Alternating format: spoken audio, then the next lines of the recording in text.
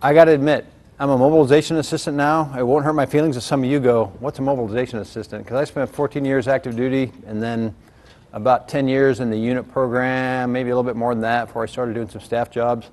I had no idea what a mobilization, I didn't know what an IMA was, really. I knew what active duty and I knew what being a unit was like. So being an IMA, you guys have an amazingly, it's such a cool job. I mean, IMA is the way that you can first plug straight into what the active duty needs us to do, right into the mission. And I'll talk about that in a second, give you General Carlisle's hack at the mission. But preserving the training that we've got invested in all of you guys, and then giving you the chance to flexibly serve, which is, there's IMA jobs. If you don't know it, many of you hopefully have come from other units, but you can be IMAs anywhere from here out into the Pacific. There's jobs in Europe. I mean, there's some in Japan, Korea, they're all over the place. So it gives a lot of people a chance to serve when they were having, you know, for whatever reasons, they either transitioned from the active duty or their spouses moved or whatever. So it's a great program. I wish I would have known more about it earlier. So what I want to talk to you guys about is three things, really. And this is my take on the IMA program specifically, but it really applies to all reservists. And that's to be ready, to be proactive, and then to make the mission happen, to be part of the mission. So let's start with the being ready part. Just me speaking. When I was in the unit, I kind of just assumed I was going to get taken care of, let's say. You know, a lot of the things just sort of happened. I had a finance person right there back in the old day. I had the orders writing. I had the orderly room. Everything just got taken care of. On the IMA side, we really expect you guys to be ready, and we expect you to take a lot of the onus onto yourselves to make that happen. So some things are easy. You got to take a fit test. Everybody knows you got to take your fitness test. Everybody knows that you got to get through your CBTs. You can't sign on a computer if you don't do those. You've got to get through the security training, all of that kind of stuff. But it is really you get help with by looking at your, you go to ArcNet and look at the report, but you really have to work through that on your own. So I mostly wanted to tell you, I get it. I do the same thing. I thought maybe you get to be a general, they're going to give you somebody that takes care of all that stuff for you. I do my own orders and arrows. I do my own DTS. I take care of ALDS for my training. I schedule my fitness tests, all that stuff. So it's just part of the job description. So you got to be ready, and you got to take a lot of the onus onto yourself to get that done. So please take the initiative to make that happen. But secondly, and it gets into my second point of be proactive, you got to be the person that, if you can't make that happen, you have to proactively let people know, because stuff like, well, let's take DTS. That's one of I proactively had to go to my buddy Sniper down there, the reserve advisor, and say, I'm having trouble with this thing. How do you make it work? If there's a blockade to you getting your job done, you got to proactively go out and ask someone. And I'm sure you're going to hear from Mark Hyatt and from Colonel Stickell that there are ways to get that up the chain of command, and it eventually reaches the right areas. You can either go through that chain. I work on the Air Reserve Forces Policy Committee as well, which is a bunch of Guard and Reserve and active duty general officers that report straight to the Secretary of the Air Force. So things like DTS have made it all the way to that body to say, this is killing our people. We can't get through this thing to get people paid to certain the mission. So proactive in terms of being ready means let us know if you're having trouble getting your job done because of all those systems. The other proactive part is you gotta, when I got to be an MA, it was all of a sudden I didn't have like, all right, here's your mission statement and here's exactly what you're going to do. You sort of have to find a place to plug in to the unit, the mission, what the commander wants you to do, or else you really can kind of get left behind. Because I've had MA jobs where, for better or for worse, the active duty supervisors were not understanding of what the IMA or the MA program was. They didn't maybe have maybe there's some biases. I don't want to go too far down that road, but some people are kind of like, the Reserve Guard, we don't really need their help.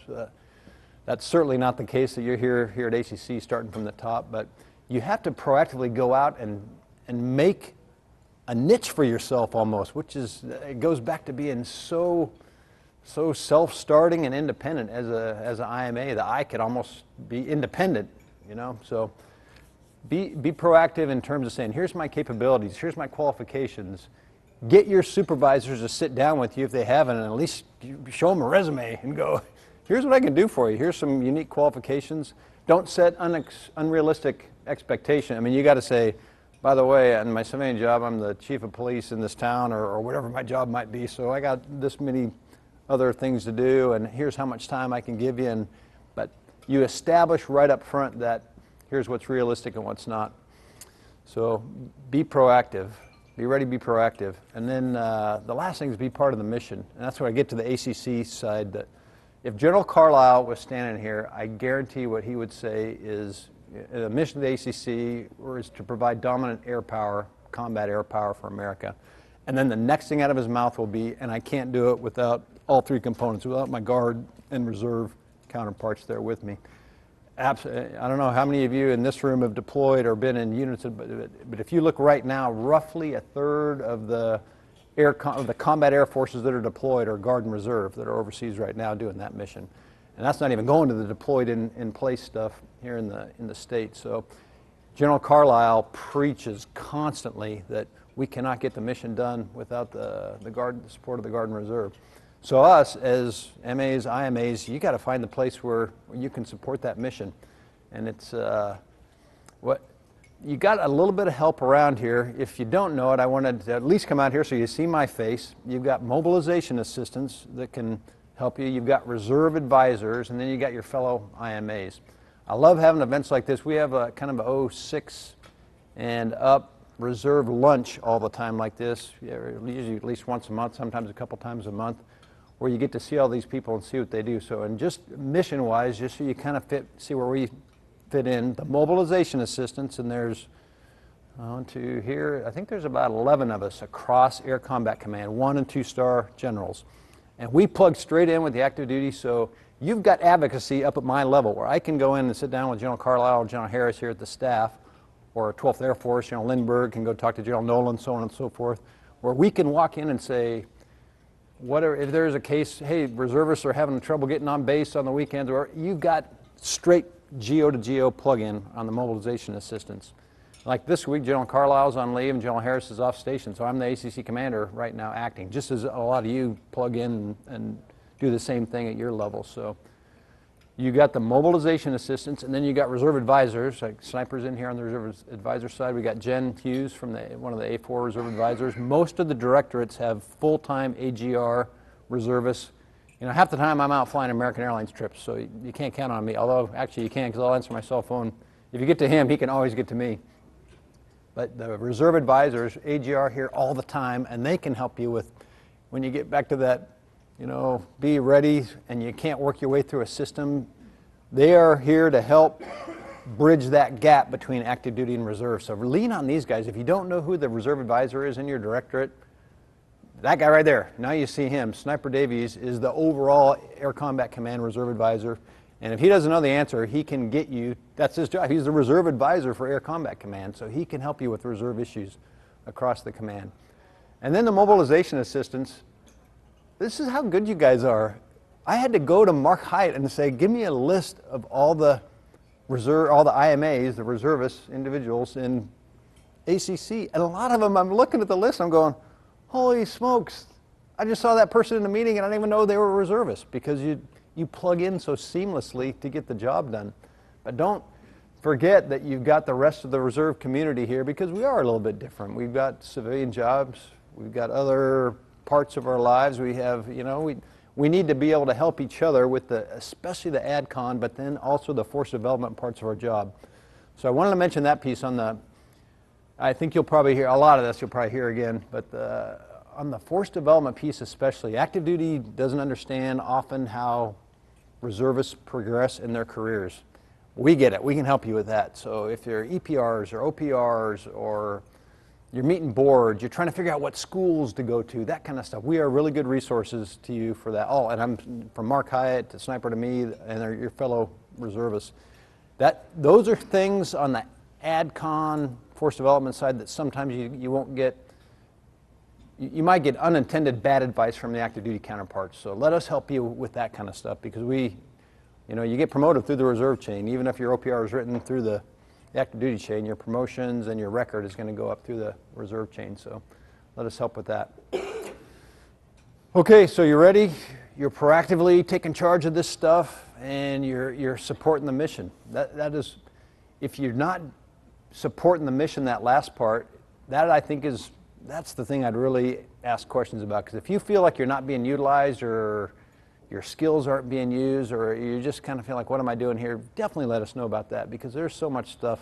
You'll hear the Secretary and the Chief say all the time, we're the smallest Air Force, we're the oldest Air Force in terms of our equipment, and we're the most tasked Air Force that we've ever really had in the history when you put those three things together. So we need all the help we can get from people like you. So if you don't think that your skills are being used, let us help you with that.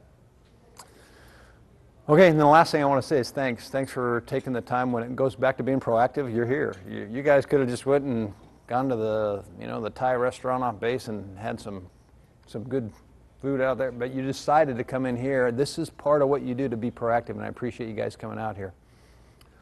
Okay, thanks. Any questions for me before I hand it off? I know Mark's going, I told you like 2 minutes, dude, but a couple extra. I had to throw it in there. This is what always happens. This was a weird thing. When you put a star on, all of a sudden no one wants to talk to you anymore. But here, this is like a direct order. You guys gotta, we're gonna be here for like, I don't know if I'll be here for the whole hour, but you're gonna be here for an hour or so. In the back of somebody's mind has gotta be something like, how do you do an e-certification in arrows, which gets you paid like immediately? If you never heard of that kind of, somebody needs to say, hey, how do you do that? Or how do I get my OPR or my PRF to the right person on the officer's side? This is the time. You don't get a lot of chances when you have the right people in the room. So you don't have to ask me. Plus, if you ask me, I'll probably go, I don't know. Ask those guys, they'll probably know. But please take advantage of this time that you got here, because it'll be valuable to you. Okay. I have a question. Go for it. Has anybody deployed where they've had the Rio IPR, do the CED orders and stuff? Is there any feedback on that process? So for getting the CED orders done and have the Rio done, yeah, well, as we do with Korea. So with like Korea. General, and there's a process, but it's relatively new because the Rio hasn't existed for that long. And I encountered some confusion with the Langley IPR. They're like, well, you can't be Langley assigned because I don't see you in my passcode. No, it's different. So to the general's point, this is a great venue with the Rio commander here. You know, these folks work for her. So if there's education that needs to be done, then you got reserve advisors here that can be doing that during the week. So this is your time to mention any sticking point. But I just thought that one might potentially be one. I don't know that it is. I mean, it worked. I got orders. You got orders. And actually, CED orders are a big one. If you volunteer to deploy as an IMA or to participate in an exercise, your orders have to come out of my office, the Rio headquarters. Your active duty unit cannot do them for you. They'll think they can, but then that messes up your pay, your benefits, everything that you're entitled to as a reservist coming on gets dorked up if your orders don't come out of headquarters Rio. So if you are volunteering for those types of things, make sure that your CED orders are coming from the Rio headquarters and not your active duty unit. And often the active duty won't know that. They'll start working the orders, and they'll start hitting roadblocks and going, it's not going through, and I don't know why. And the way your input into is Mark Hyatt's shop here, right on base locally, which hopefully you guys all know how to get a hold of them and say, I'm having trouble with my orders. You don't have to remember exactly that it has to go through that, but you just know something's not right. I need to talk to Mark, and then it'll get worked. Excellent question, Spalding. All right. Correct order, sir. All right, so that's there's the first one. That's broken the barrier. So I hope there'll be more as we go through the day. And Mark, you got some. I hope we tape Mark's question and answer, because when you go through the slides here, there's a bunch of stuff, and a lot of those, there's a lot of words on them. But if you see them going to the next slide and you go, whoa, whoa, whoa! I mean, this is for you. You guys got to see what's on there and ask the questions that you have. So, okay, that's all I got. Thanks. You guys really do have a unique opportunity today, like General Overturf was saying. You have all the right folks here to try to help you. And I don't go anywhere without my notebook, because we can't fix your problems if we don't know what they are. So I have a fairly good idea, I think, because I spent 15 years as an IMA before taking this position last June. And I've been through a special selection board. I've been through just about every funky thing an IMA can go through. And I want to try to make it better for those folks who are in the program now. So to echo General Overturf's comments, first off, I want to thank you for being part of the IMA program. And I hope it's not too terrible.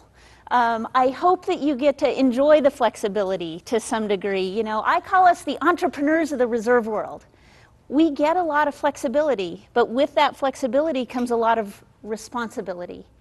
And so we do have to kind of stay on top of things for ourselves, and we do have to track our own readiness and when our OPRs are due and when our PHA is due, and, you know, read the emails when ArcNet sends you the reminder, right? And this is probably the crowd that I don't have to tell this stuff to, because you guys are here. The people who need to hear this stuff are the ones who aren't, right? But thank you for taking the initiative, because really one of my biggest challenges is how to most effectively communicate with everybody. I mean, I have 8,200 people scattered through 22 time zones across the world, right? So how do you get the word out to everybody? How do you make them feel like they're not alone? And so one gathering at a time, like this one, you know, here's 25 people that we can get together and we can say, you're not alone. And you have every echelon of help available to you in this room right now. So the Det 6 OL folks, stand up for just a second. These three people, woo,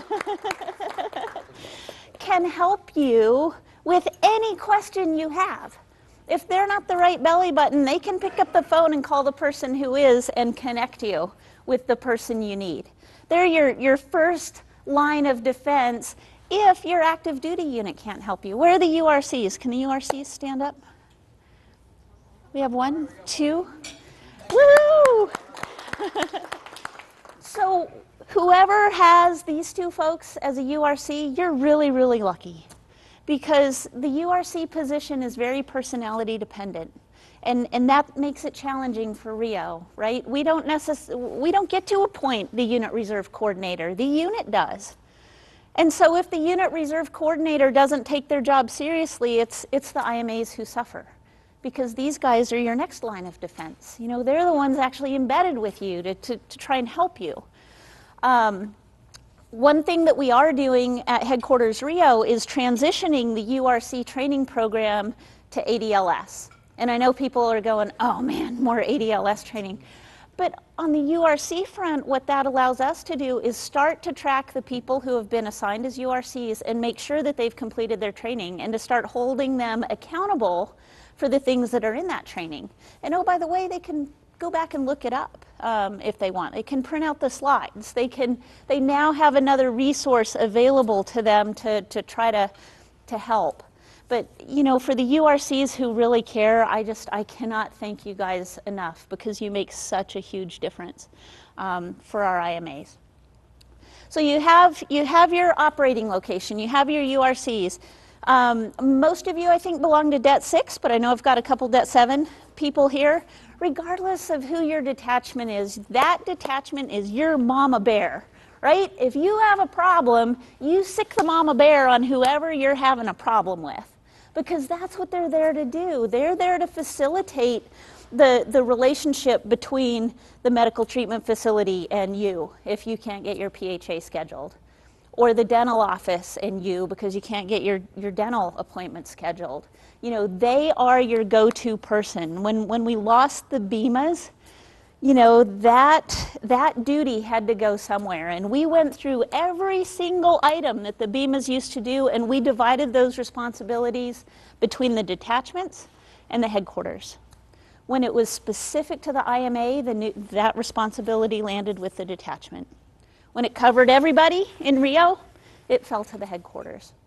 So, you know, we made a real effort to try to pick up the pieces and provide that continuity of care that a lot of the BEMAs used to provide. That was a big loss for all of us.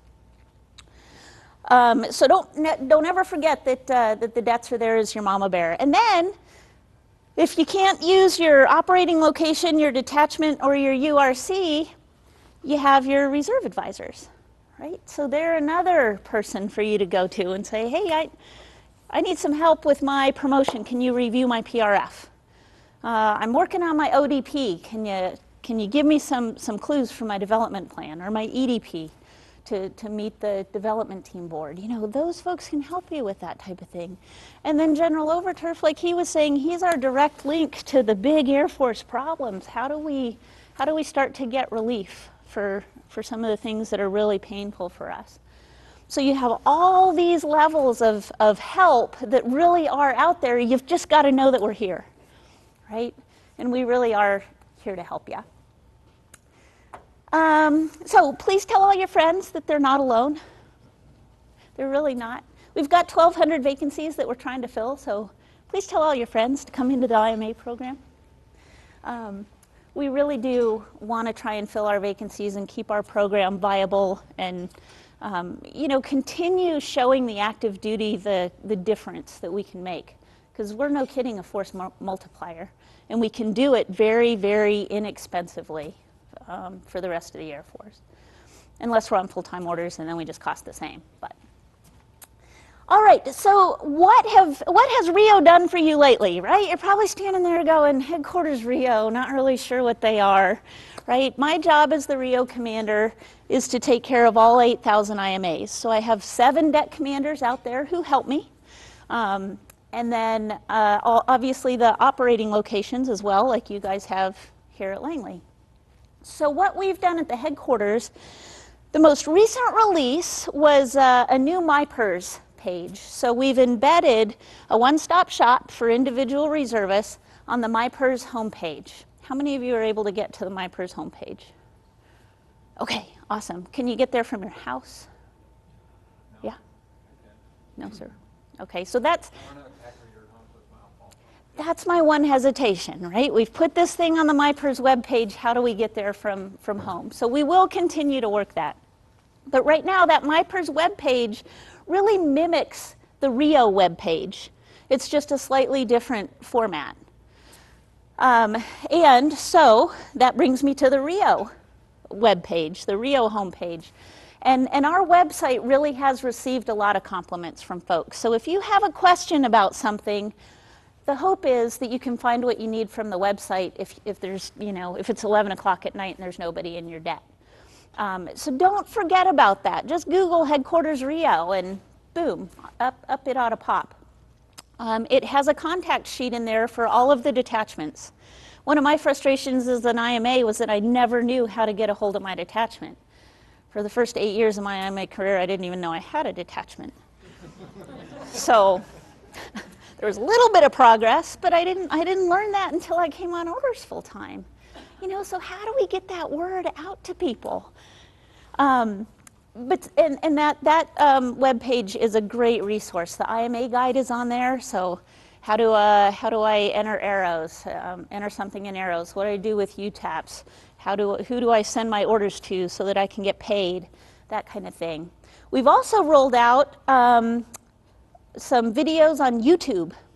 So you can figure out how to use UTAPs by going to YouTube. And you can sit there and you can watch the video on your phone and then click through on your computer. All right, I've got that screenshot. Yep. You know, so you can go step by step as you watch YouTube.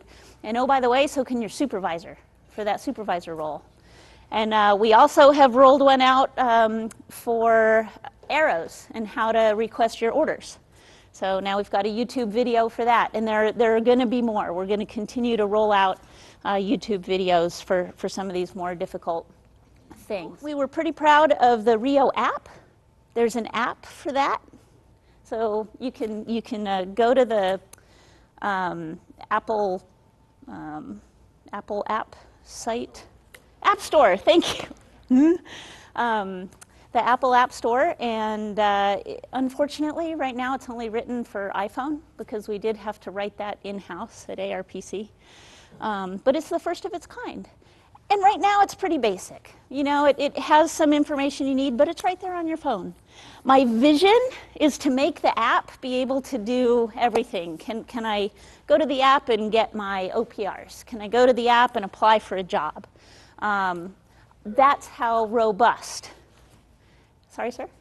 There's the app. Awesome. Great. Yeah. And so it's not that robust yet, but that's where I want to go in the future. That's my vision. How do we get stuff right on our phone, right? And there are a lot of security challenges with that and everything else, but I can assure you that those are the kinds of things we're working on.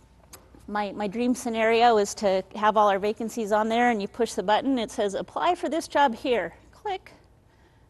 You just applied. You know, all your performance reports, all your fitness report, your 1288 basically goes to the hiring authority. That would be awesome as far as I'm concerned. Will it happen in my tenure as the commander? I don't know, but at least we can get the ball rolling, right? All right.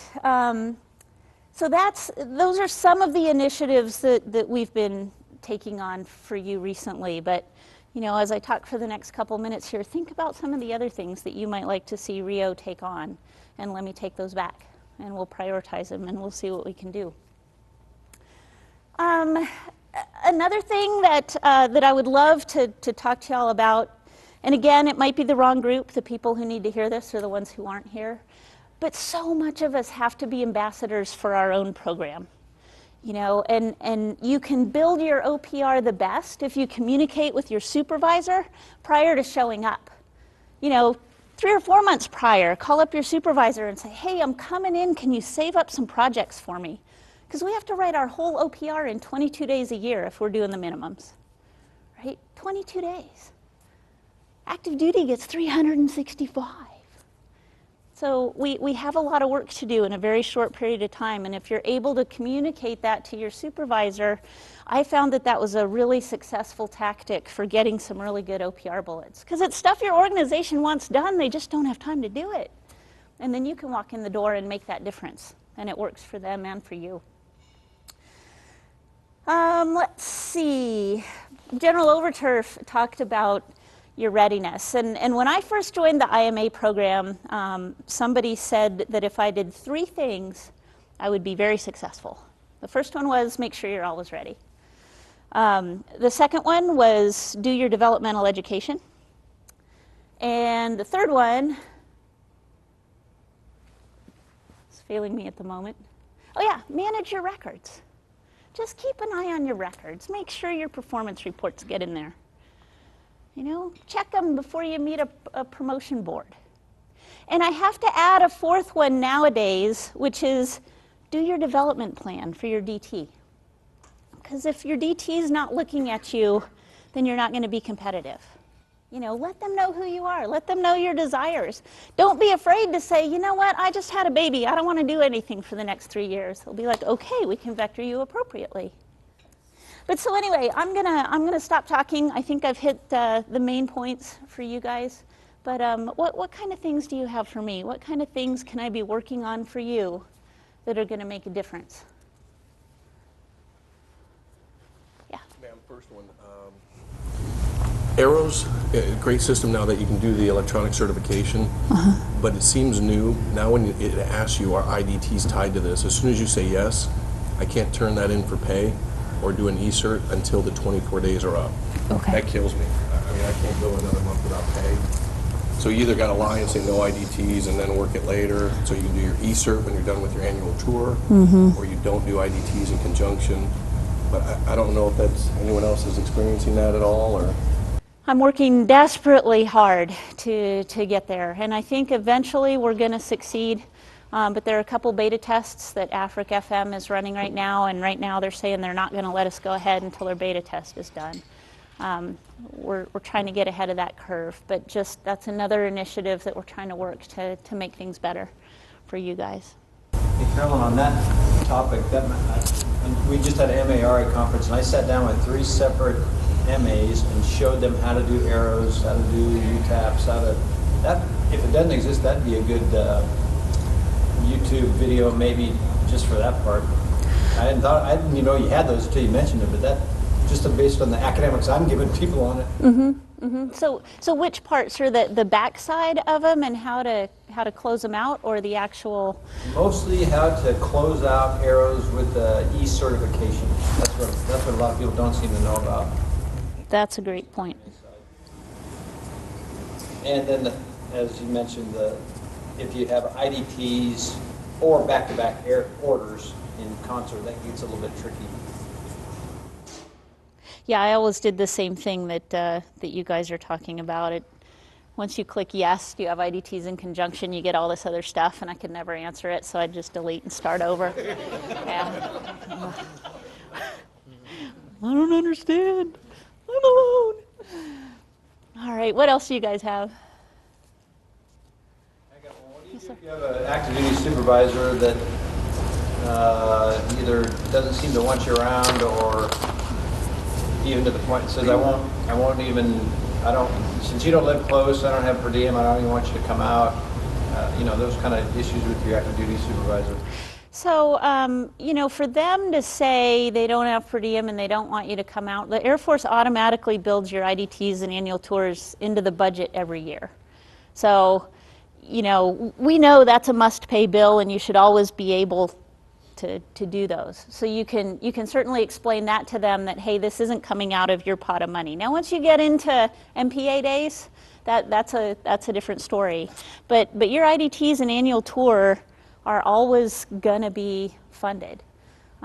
So you get to work those.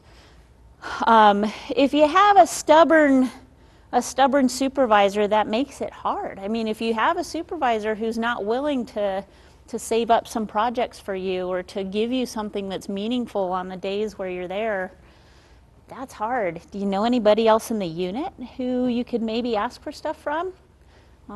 Maybe a coworker to say, hey, can you save up some of your stuff? What's on your list that I can take off of you? Maybe the unit commander, depending on your relationship with them, or the deputy. Who else in the unit could give you stuff to do? I've actually gone to completely different units or locations. Again, maybe this was a workaround that wasn't supposed to be done, but they just signed off that said, I know she's my IMA, but this office has something that they really need to get done, so she's going to go do her annual tour and IDTs over there. And it worked, and I was able to do meaningful things. Yeah. Until that supervisor left. That's great. Did you have some? I would say tell your URC, because your URC knows what other requirements are unfunded and what other holes they have, even in the active duty mission. So if they know that they're not getting or not utilizing the skills for the IMA, I'll go vector them somewhere else. Or even look at what's unfunded, and then when that IPR comes around, or maybe not even through an IPR right away, I'll just tell leadership, they're not utilizing their IMA, we have a requirement over here, let's move the billet. And so I think start with that URC and see what they have for you. That's awesome too, and that's for the URCs who know their job and who care, like these guys. So you may or may not find a URC as competent and engaged. Unfortunately for us, it's a very personality dependent job. Yeah. That situation was actually in the division that I'm the IMA to the div chief, and it wasn't really a matter of having an IMA and not enough work to fill 24 IDTs in 2 weeks of annual tour. It was the opposite. It was, all right, the squeeze required to even have an IMA is not even nearly justified by the juice that comes out the bottom for 24 IDTs in 2 weeks of annual tour. I don't want one. They're a self-licking ice cream company. So when they harvested all that money from the 48 IDTs down to the 24, that's one of the second order effects. I understand programmers had tough bills to pay, and there are AFRC commander initiatives to grow the unit level reserve program. I'm not arguing that of the wisdom of that. It's one of the pieces of broken glass that results from those programmatic decisions. Well, and that's a really good segue actually to the problem with our vacancies. Again, 1,200 vacancies out of 8,200. Guess where OSD is going to look when they need to pay a bill, right? They're going to look at those vacancies, and so we need to try really, really hard to make sure that the requirement is valid and that it's where it's needed. Because right now, we have a situation where we have 600 overages. Are any of you sitting in an overage? Oh, that's awesome. But with the overages, if we have 1,200 vacancies and 600 overages, and OSD looks at us and they go, hey, IMAs, you're under executing, we're going to take the funding for all 1,200 of these billets. Guess what's funding the 600 overages over here? Vacancies. The vacancies. So, a lot of IMAs don't understand that, hey, if I live in Washington, D.C. and there's a billet available in Florida, there are ways to make that work. It's not as convenient as having a billet right there in Washington, D.C., but we can make that work. And so will you consider filling that billet in Florida for us? And so we're going to start asking that question more of our IMAs and explaining the program to them. Here's how you can make it work, right? So that we can try to fill those vacancies and try to protect the program even more. So. Well, I know with that 7 with us for OSI, we're a very small organization, but I know recently they just turned into hubs. So they've taken the DETCO and the IMA, the superintendent, and made them assigned to specific units, but then they've taken the staffs and techs and the overage masters that aren't involved in the leadership position and put them in a hub, and now the hubs are then disseminated to the field as needed for specific units. So if this unit has a big couple cases that are going on, they'll say, I need 8 bodies this way. They'll put them over there and say, okay, these bodies have worked for 2 weeks, and they may overlap them here and there. That's I don't know if that's something that might flow there, but that's what they've done. They have 2 big hubs, one here actually out of Langley, it's managed by an active duty guy, and then there's another one out in, there's actually 2 other ones out, I think one by you in Colorado and then one in San Antonio. Gotcha. And then all the hubs, they manage all those specific IMAs for that. And I know you guys are a lot bigger on your spectrum, but we only have throughout the 360 or right around that number of IMAs for us. Yeah. And it's a little bit more manageable that way, but that's how we're running it over there. Well, and there are advocates that that say, and I hate to mention stuff like this because I don't want you guys to leave and go, did you hear the IMA program's going to get unitized? It's not. But, that's one of that concept to kind of turn the IMA program into something like a TR unit where you do have a kind of home base that takes care of you. And the intricacies about how we would then farm people out, I don't know. But I know that concept has been proposed. They send the request in, and they kind of funnel to them and say, we need X amount of bodies here. We have, the sex assaults are high on that one base, or, the Air Force Academy has a big case with, testing issues and compromise issues. They'll send a bunch of people up there to help with offset that, or, certain things like that. So. Gotcha. And it works, seems to be working very well. So awesome. Everybody's getting utilized, well, and then MPAs are still kicking off the units and stuff like that. Perfect. Yeah, that's a great suggestion. Thanks. I'll have to chew on that one, figure out how to get there. Perfect. Yeah. What else? Sam, I know for my case, I always try to coordinate with the active duty chief to see when he's going to be on leave for TDY and try to fill in some days when he's gone, because it makes him more comfortable because you don't have 2 chiefs kind of. That's right. So yeah, you actually get a chair and a desk. Yeah, and the thing is as long as you stay up on the programs by keeping your CAT card and your computer up to speed to be able to see your emails, it's important. And then having that communication, and what worked out good for me is I live in Massachusetts, and I travel down here every time I come down here. What I would do is every quarter I try to make 4 days of IDTs together, so they don't forget who I am. Perfect. Yep. So if you all do it all at once, sometimes that's a bad thing, because you might have a commander change or a chief change, or all that leadership. Right. And so then they don't know who the IMA is. Yep. And it's like, for me, I made that communication path, and it's been working out awesome. That's a great suggestion, Chief. Yeah, it really is. You feel employed too. I don't know how many BTZ boards I've done, awards packages.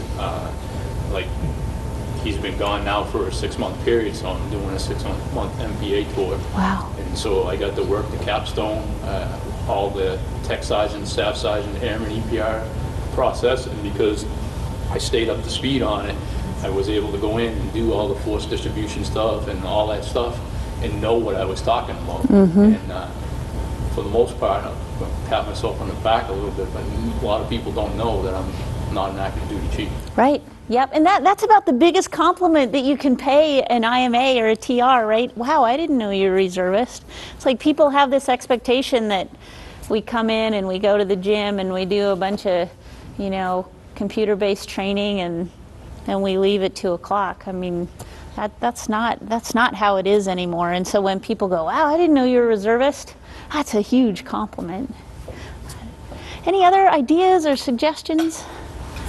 One question or challenge we still face, and personally too, R&R dates. I don't know if I possibly understand this still.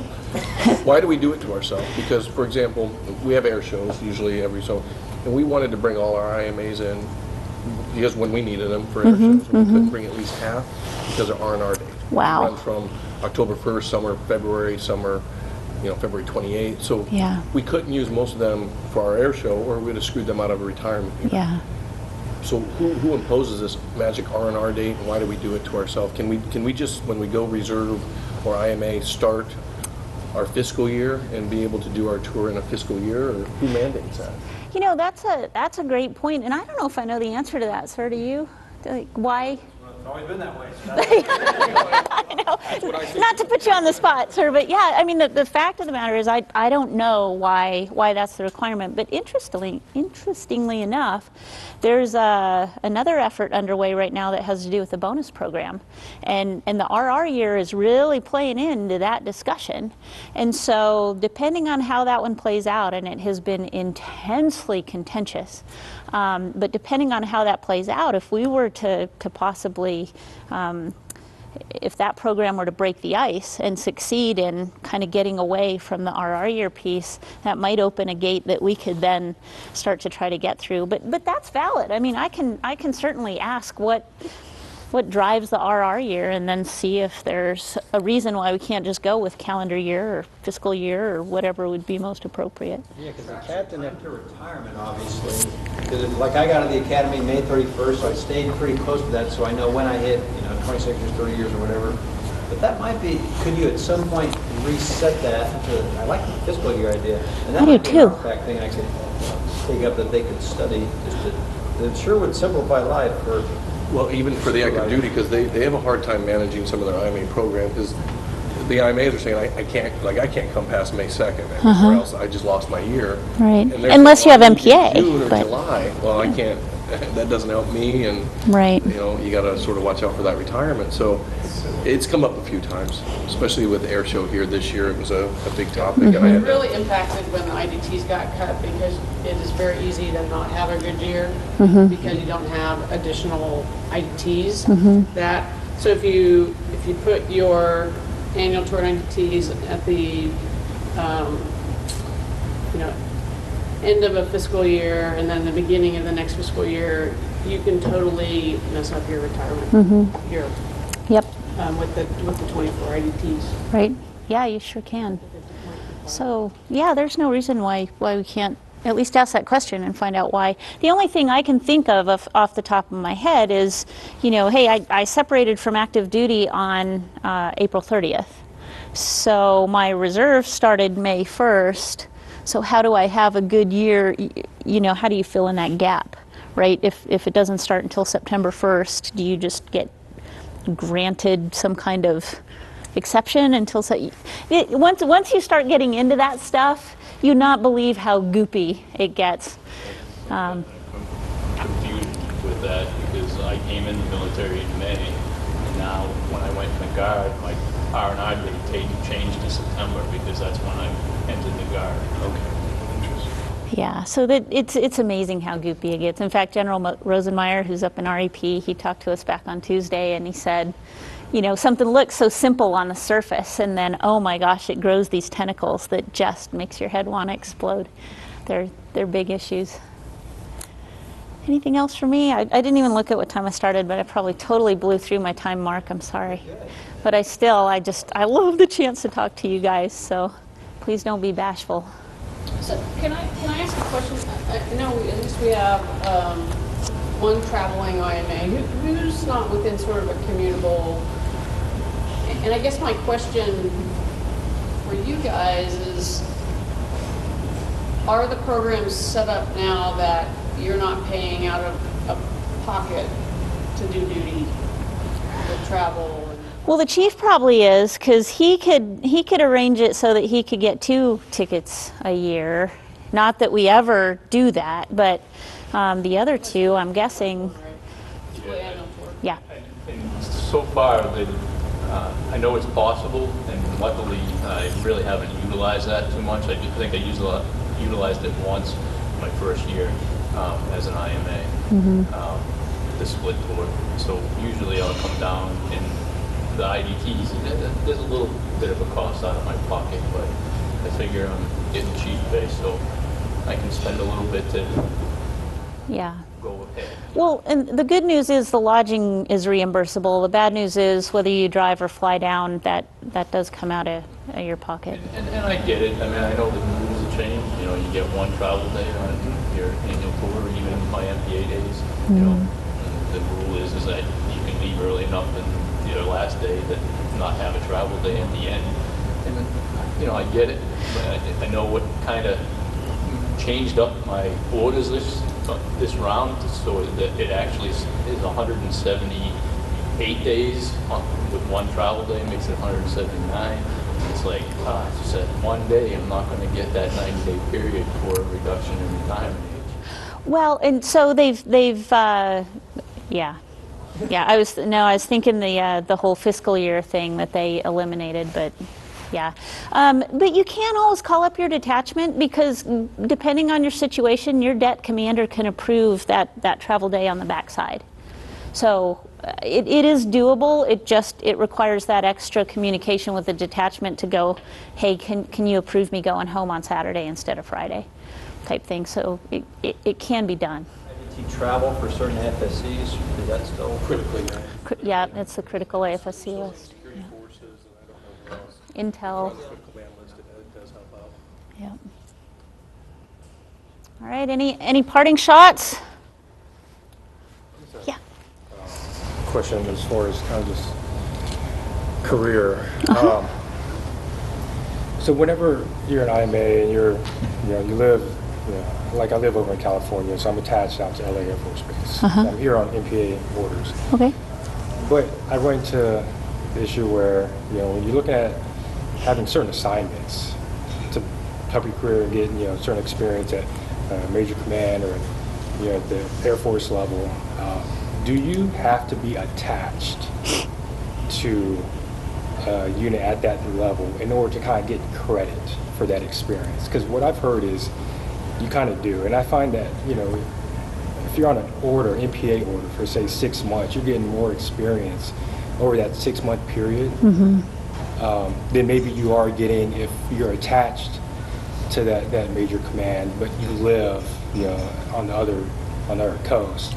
So the answer is probably it depends, because if there's a way for you to document what you've done here, if they're willing to give you an achievement medal for those 6 months, for example, or if they write a letter of evaluation and then your home unit takes a lot of that input and makes sure it's documented in your performance report, then somebody who's looking at it is going to see that. But if the person looking at your record is just looking at your CERF, for example, and says, okay, where's he been stationed, then it's not going to show up. So, Are they typically looking at your service, saying, okay, what has his assignments been over these years? Or, because right here is, there's so much time to go through the OPRs to actually get the bullet. So even if you've got an experience at Air Force level or Pentagon or whatever, right, that maybe it might not stand out right. in any sort of way. That's true. And the best way to check the square is to have an assignment there. So, you're talking 3 to 4 years in that particular billet. But, we see that we joined the reserves because we don't want the Air Force to tell us where we have to go and what we want to do. So you can retain your individual flexibility and say, you know what, I appreciate that and I understand that if I want to progress, this is what I'm going to have to do. But, I'm happy. If I make Lieutenant Colonel, I'm happy. I'm good. I'm just going to stay where I am. necessarily have to take the advice of the DT. You don't necessarily have to be the one trying to check all those squares. It really boils down to what you want to do and what you're willing to do, and where you want your reserve career to go.